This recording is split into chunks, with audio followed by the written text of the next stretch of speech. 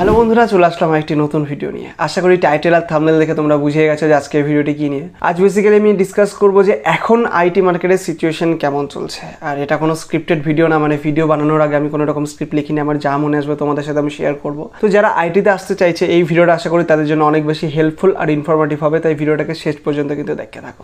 তো আমি basically 2023 pass out batch. আমার সাথে আমার অনেক ফ্রেন্ড ছিল যারা আমার সাথে কলেজে পড়তো, অন্যান্য ডিপার্টমেন্টে আছে, আমাদের ডিপার্টমেন্টেও আছে, তারা অনেক কোম্পানিতে জব পেয়ে গেছিল।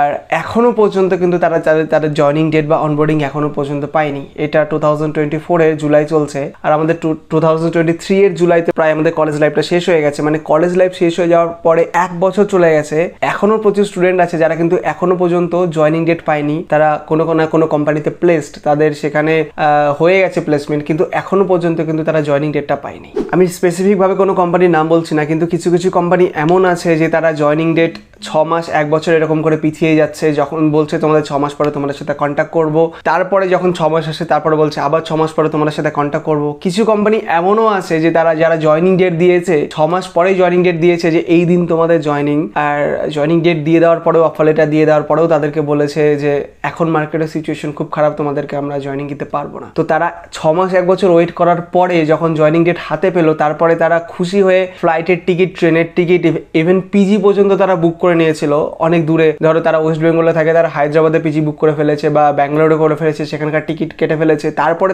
তারা জানতে পারছে যে এই মুহূর্তে সেই কোম্পানিটা তাদেরকে জয়নিং ডেট দিতে পারবে না। ইভেন কবে দেবে সেটাও কোম্পানি ঠিকঠাক বলতে পারছে না। তো এটা হচ্ছে এখনকার আইটি মার্কেটের সিচুয়েশন। কোম্পানিতে প্রজেক্ট কম।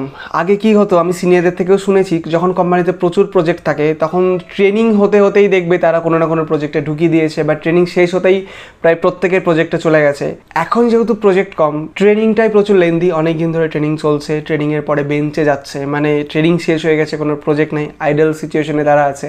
আর এমনও হচ্ছে প্রচুর কোম্পানি যারা 1 বছর থেকে বেঞ্চে আছে তাদের কোম্পানির থেকে লে অফ করে দিয়েছে। রিসেন্টলি গুগল তার টোটাল পাইথন টিমকে লে অফ করেছে। যারা নিউজ পড়ে এই আইটি মার্কেট নিয়ে তারা হয়তো জানে। আর এখন সিচুয়েশনটা এমন যে কোম্পানি প্রচুর এক্সাম নিচ্ছে। আমাদের কোম্পানিতে বলতে গেলে আমাদের প্রচুর এক্সাম দিতে হচ্ছে। ট্রেনিং চলাকালীন এক্সাম, ট্রেনিংয়ের পরে এক্সাম, এক্সামের পরে এক্সাম, প্রত্যেকটা পার্টিকুলার টপিকের উপর তোমাকে এক্সাম দিতে হবে। যখন কোম্পানিতে অনেক বেশি প্রজেক্ট থাকবে তখন এত বেশি এক্সাম এরা নেবে না, কারণ তারা তাড়াতাড়ি প্রজেক্টে ঢোকাতে হবে। আর যখন তাদের কাছে প্রজেক্ট কম কিন্তু এমপ্লয়ি বসে আছে বেঞ্চে বা ট্রেনিং চলছে এরকম এমপ্লয়ি, তখন তাদেরকে কি করবে, অনেক বেশি বেশি করে এক্সাম নেবে। কারণ যে কয়টা স্টুডেন্ট আছে বা যে কয়টা এমপ্লয়ি আছে তাদের থেকে যারা খুব ভালো, যারা এক্সিলেন্ট, শুধুমাত্র তাদেরকে তুলবে প্রজেক্টের জন্য। এখন আমার যে রুমমেট আছে তার প্রায় 6 বছর এক্সপিরিয়েন্স আইটিতে। আমাকে সে নিজেও তার এক্সপিরিয়েন্স শেয়ার করেছে যে সে যখন আগে কোনো কোম্পানি সুইচ করতে যেত তার হাতে 2-3টে করে অফার থাকতো। একটা কোম্পানি ধরো 10 LP এর অফার আছে, নতুন কোনো কোম্পানিতে যাবে, সেখানে সেই অফার লেটার দেখিয়ে সে বেশি স্যালারি নিত।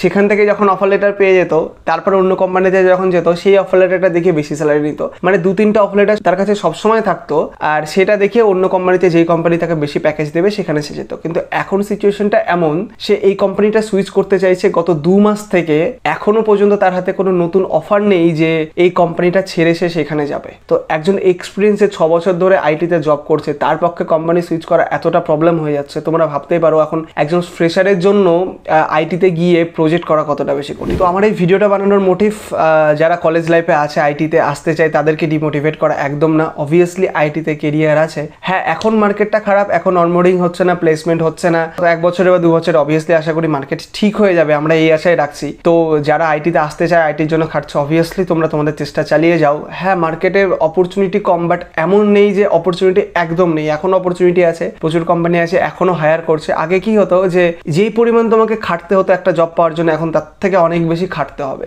তো একটা পার্সোনাল এক্সপিরিয়েন্স আমি তোমাদের সাথে শেয়ার করছি। যখন আমরা এই চাকরির পরীক্ষার জন্য কোডিং রাউন্ডটা আমাদের যে থাকতো, সেই কোশ্চেনগুলো থাকতো, আমরা নিজের থেকে ট্রাই করতাম, অল টেস্ট কেসেসগুলো আমরা পাস করার চেষ্টা করতাম। এবার অনেকে আছে যে যারা এই টেস্টগুলোকে অনেক রকমভাবে চিটিং করে দেওয়ার চেষ্টা করতো, অনেকে ছিল এরকম। তো তারা কি করতো, যে কোডিং কোশ্চেনগুলো আছে সিম্পলি সেগুলো গুগলে গিয়ে সার্চ করতো যে কোনো ওয়েবসাইটে সেই কোশ্চেনটা পাচ্ছে কিনা, এক্সাক্ট কোশ্চেনটা পাচ্ছে কিনা। যদি পেয়ে যেত তারা চিটিং করে কোনোভাবে পাস করে যেত। তো গুগলে যদি না পেতো তারা অ্যান্সারটা, তাদের ট্রাই করতে হতো। এবার ট্রাই করে সেটা সেটা করতে পারতো না তারা। তো তখন কি ছিল মার্কেটে, তখন কম্পিটিশন প্রচুর কম ছিল। এখন মার্কেটে কি আছে, যারা চিটিং করে পাস করার চেষ্টা করে, অবভিয়াসলি যে কোশ্চেনটা আছে তারা কি করবে, যে কোনো এখন জেনারেটিভ এআই আছে, তুমি বলো চ্যাট জিপিটি বলো বা জেমিনাই বলো, সেখানে গিয়ে সিম্পলি কোশ্চেনটা পেস্ট করে দেবে, আর তারা কিন্তু সেই কোশ্চেনের অ্যান্সারটা একদম পেয়ে যাচ্ছে। তাতে করে কি হবে, যারা চিটিং করে এক্সাম পাস করার চেষ্টা করে তারা ইজিলি সব কোশ্চেনগুলোকে ক্র্যাক করতে পারবে। তার ফলে তোমার কিন্তু কি হবে, তোমার পক্ষে কম্পিটিশনটা কতটা বেড়ে যাবে সেটা তুমি ভাবো। তো জেনুইন ভাবে তুমি এক্সাম দিয়ে যদি জব পেতে চাও তাহলে কিন্তু তোমাকে প্রচুর খাটতে হবে।